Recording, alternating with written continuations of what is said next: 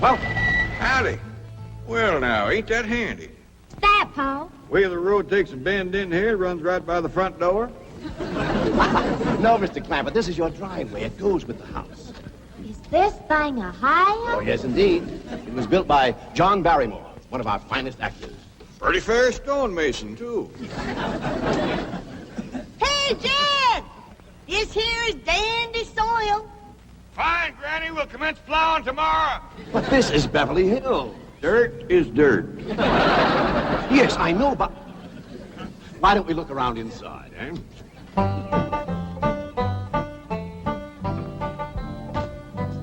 Well, here we are. I hope you're going to like this place I picked out for you. Maybe a trifle larger than what you're used to, but I feel a man with $25 million in my bank should live in a manner that... Come in, this is your home.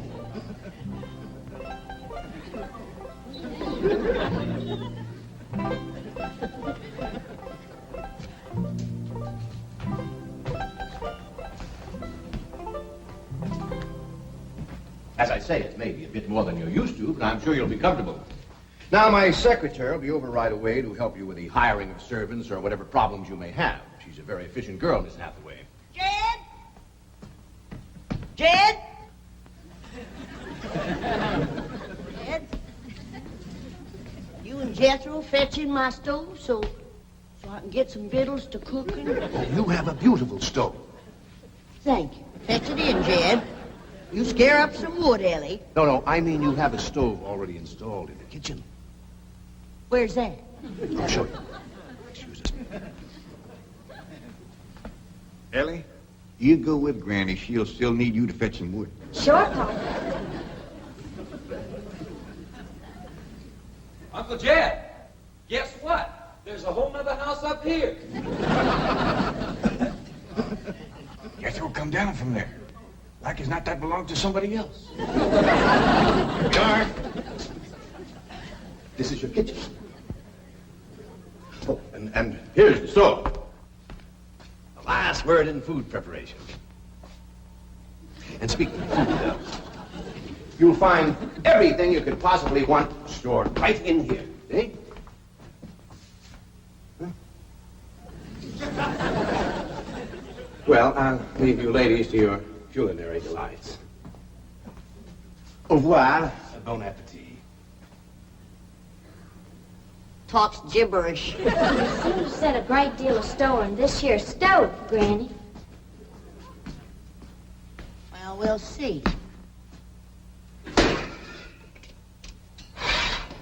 Elly, you run out and fetch some wood. I'll get a fire going in here and we'll see. Jethro, I hope it's all right for you to be missing school. Oh, sure, Uncle Jed. They ain't straight in the 5th grade. You're in the 5th grade already? Starting this year. Don't seem like no time at all since I went with your ma to get you started in the 1st grade. You was 6 years old. No bigger than that. We drove clean over to Oxford so you could go to the same school your pa went to. You wouldn't know that town today, Uncle Jed. Oxford? Yes, sir. Well, that town has growed and spread out and built up and just kept getting bigger and bigger. Why, today, why, I bet you there must be at least 3 or 4 dozen people living there. A place like that's all right to visit, but I wouldn't want to live there. Can I be of any assistance? No, thank you, Mr. Drysdale. We were just talking about Jethro here getting back to school. Oh, well, we have some excellent educational facilities out here, Mr. Clampett. Where do you go to school, Jethro? Oxford. Yeah, you see, Jethro's ma, that's my cousin Pearl. She married an Oxford man, so naturally Jethro, he goes to school there, too. I'm the champion crawdad eater. At Oxford? Jethro put away 3 buckets of crawdads. 4. And he's learned to cipher and everything. Cipher some for Mr. Drysdale. 1 and 1's 2. 2 and 2's 4. 4 and 4's 8. I have to take off my shoes to get any further than that. Never mind. I'm sure we're thinking of 2 different Oxfords. You see, there's one that's very, very famous and very old. That's where Jethro goes to school. Been there since pioneer days. That's how come it got its name. It's where the oxen used to ford the river. So folks took to calling it Oxen Ford, and later on got shortened to Oxford. Well, I'll be running. Oh, by the way, here are your keys.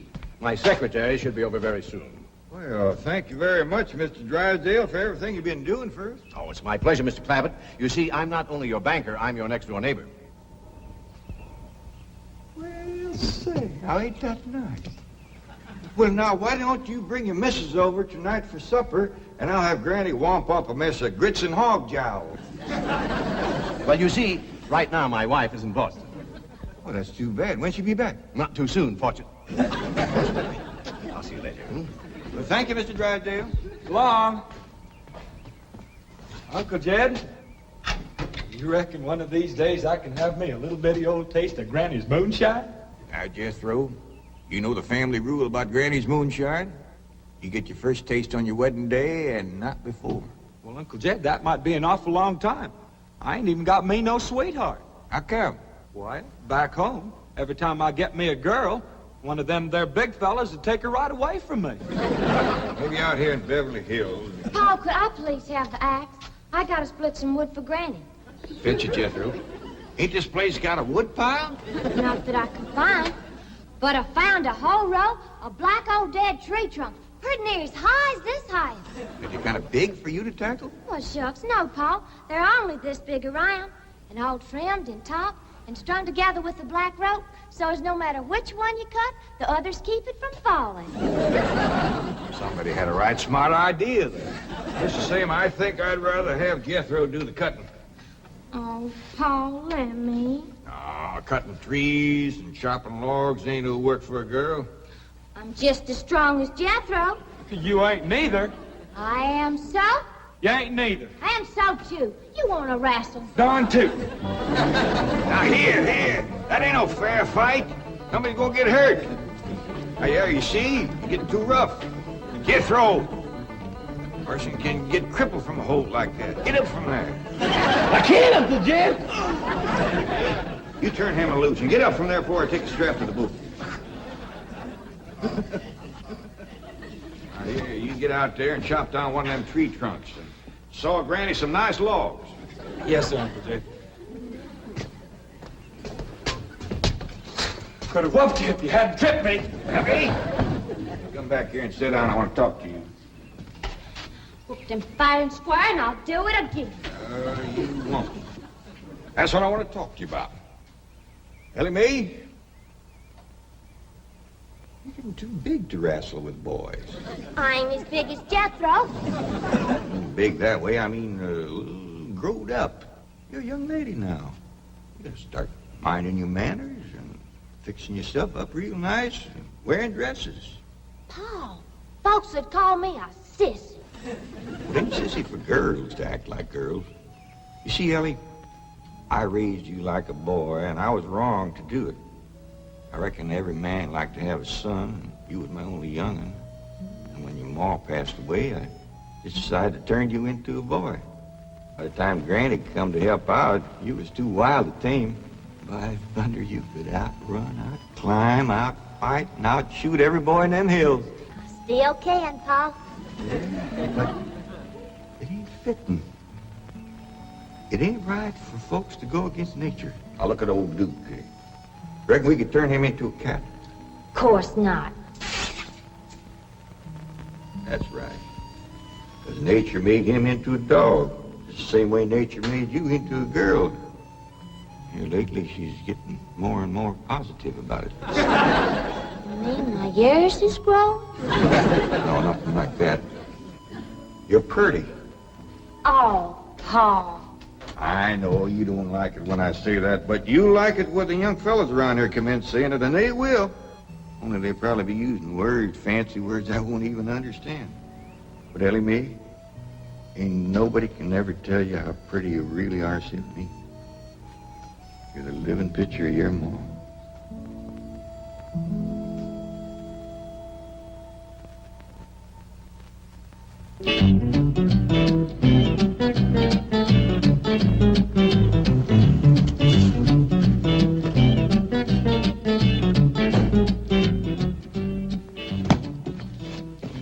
You still here? I thought thought you were going up to the Clampett estate. I didn't think it prudent for us both to be absent simultaneously. In the event of crises... The only crises you have to worry about right now is keeping Mr. J.D. Clampett happy. Now get up there. Tell me, how did you like the flamingos?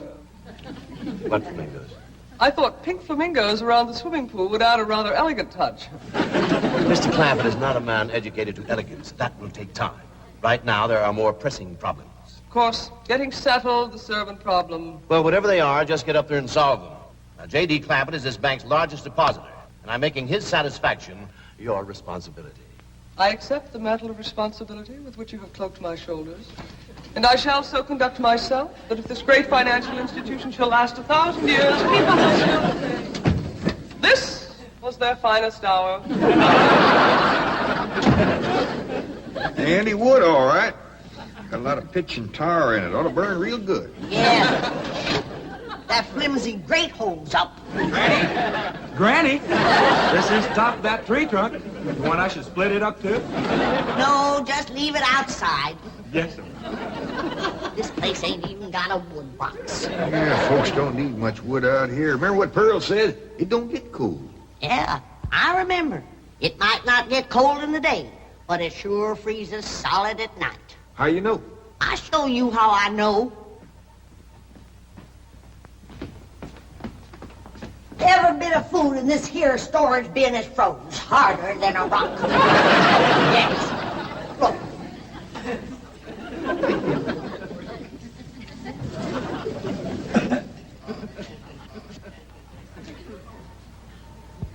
Mighty thin-skinned hog.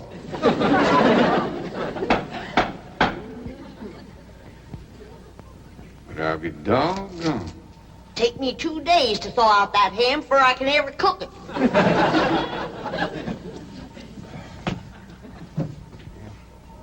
People ought to know better than store food up against the north wall. Tomorrow we'll dig us a root cellar and we put all this stuff in it. Jethro, go on out there and catch us a chicken. Okay, Uncle Jay. How you know we got chickens? Place this size is bound to have chickens. Ain't all frozen.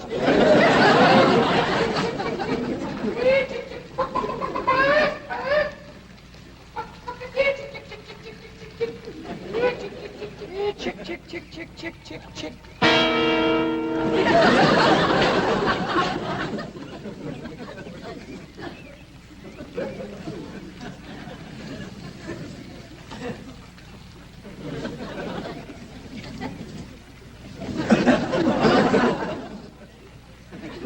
Are you a chicken?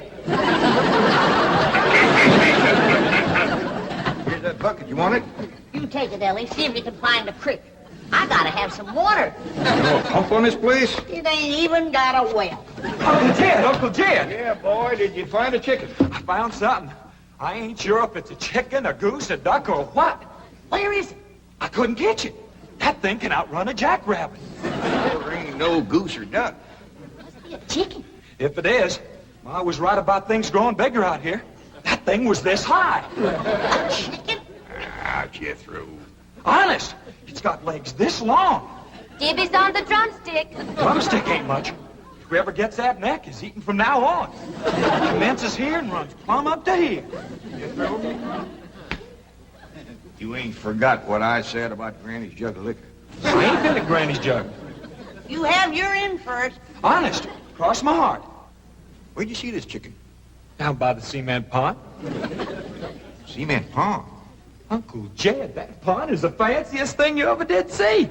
Why, they are steps, so's the cattle can walk right down into it and get a drink. And up at one end, there's a lady standing there made out of rock. And she's a pouring water out of a jar right into that cement pond. Oh. Well, that's how come that big old pink chicken to get away from me. Flew right over the top of that there rock lady, landed in that pond, and swam like an otter. Just flapping them big old pink wings and hollering. What color did you say that chicken was? It's pink. Ain't I told you that stuff would stunt your growth? Miss Granny, I didn't touch a drop. You and me is going to the woodshed. Jethro, you swear to be telling the truth? So help me, Jefferson Davis. You take your hat off when you speak of the president. Granny, he ain't president no more. I'll have no Yankee talk in my kitchen. Now, Jethro, you and me is going back out there and corner that chicken. Granny, you get your fire to going. Elly May, you sweep up out front and keep your eyes open for that Miss Hathaway. I'm counting on her to take you in hand and get you in the right kind of clothes. Come on. Chicken.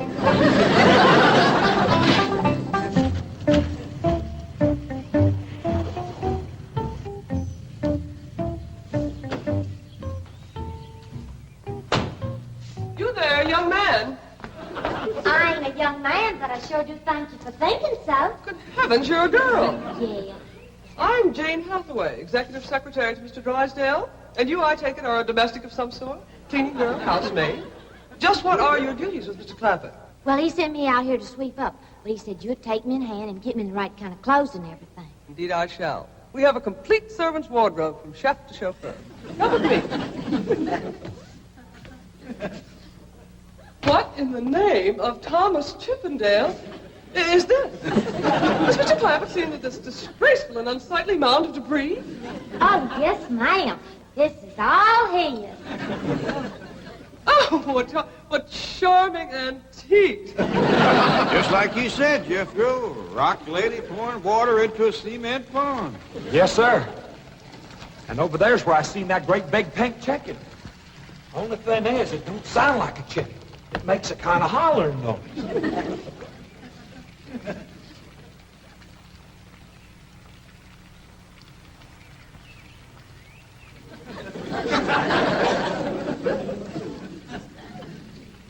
Reckon you'd make a hollering noise, too, if you was to lay egg like that. Man, oh, man.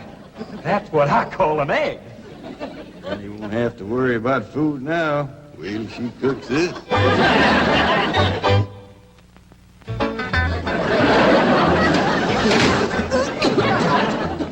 That blame city stove don't draw worth nothing. Hey, Granny, look at this egg. What's all the smoke? Stove don't work. Probably just a stuffed-up flue. Ain't got a flue, ain't even got a stovepipe. Well, I'll get the shovel and a hoe and rake it out of there. Here, you keep this egg.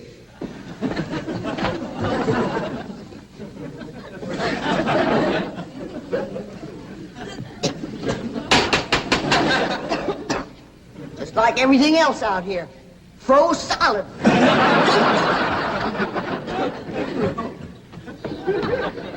Really, my dear, you look quite charming. Well, I feel like a dad blamed fool. Oh. Just a moment. Get up now, I'll be right back.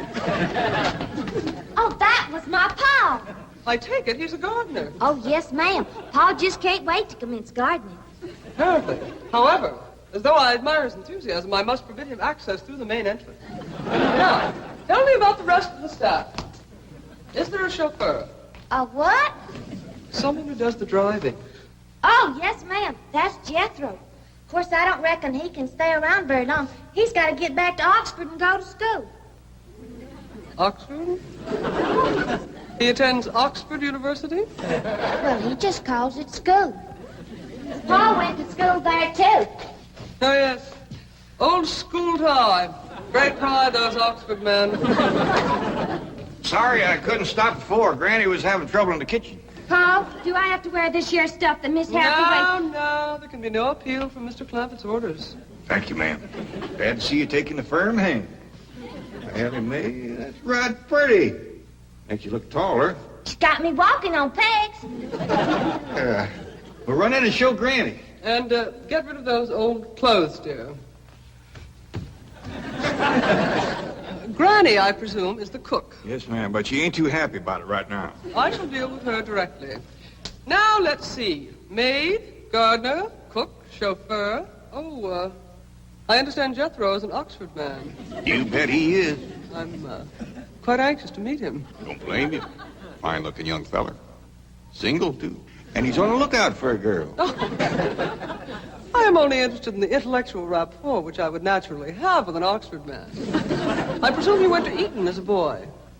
If I know Jethro, he went to Eton the minute he was born. Yes, of course. I suppose his father matriculated him. I kind of think maybe it was his ma. Oh, well, no matter. At any rate, he's an eating man. That he is. Matter of fact, Jethro won the eating championship. Oh, marvelous. What was he champion of? Eating. Yes, I know. But what was it? Cricket? Oh, no, it was crawdad.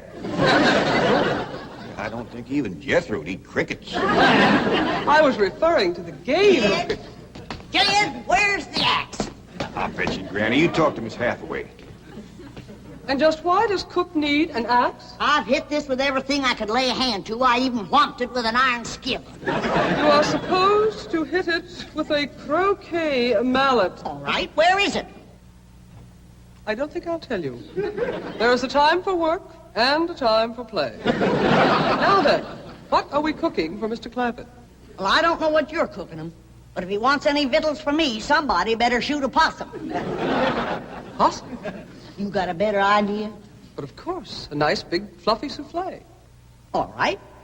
You shoot it and you skin it. You don't even know what a souffle is. What kind of a cook are you? I'm a cook with a stove that don't draw, food that's froze solid, chickens that can't be caught, eggs that can't be broke, and a smart alecky city woman telling me my business. That's what kind of a cook I am. Mind your tongue, little woman. I can have your job. You sure can, and the sooner the better. Jethro's coming, and just wait till you see what he's got. Thank heaven. Now I can have an intelligent conversation. Look, Granny, I caught that big chicken. I hope it ain't as tough as its egg. That is a flamingo.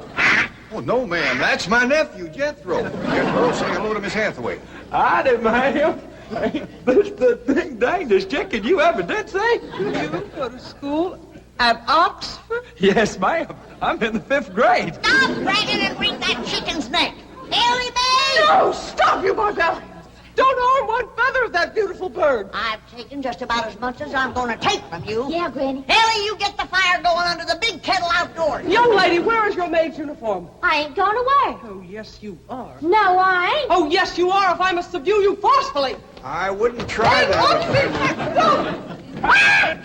Don't! Tried to tell you. Let me out. I'll set on her, Elly. You get the fire to go. Now, here, Granny. Come on, let her up. Get off of her. You are discharged! All of you! Sacked! Fired!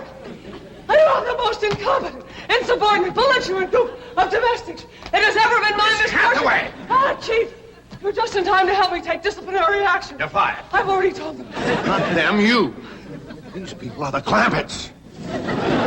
Clampett? Yes, that's right. Now go back to the office and pick up your severance pay. You are through. Now, Mr. Drysdale, hold on a spell. I reckon there's been a kind of a misunderstanding. But this little lady's been a right big help to us. Why, she fit in just like one of the family. Matter of fact, her and me is going out hunting. Ain't that right, Miss Hathaway? Yes, indeed. Yeah. Jethro, you can take that pink chicken back out to the cement pond. We're going out and shoot us a nice, big, fluffy souffle.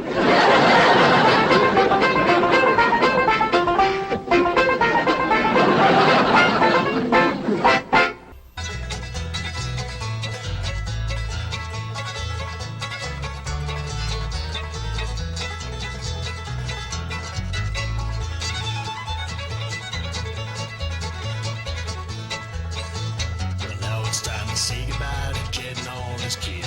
They would like to thank you folks for kindly dropping in. You're all invited back next week to this locality to have a heaping helping of their hospitality. Hillbilly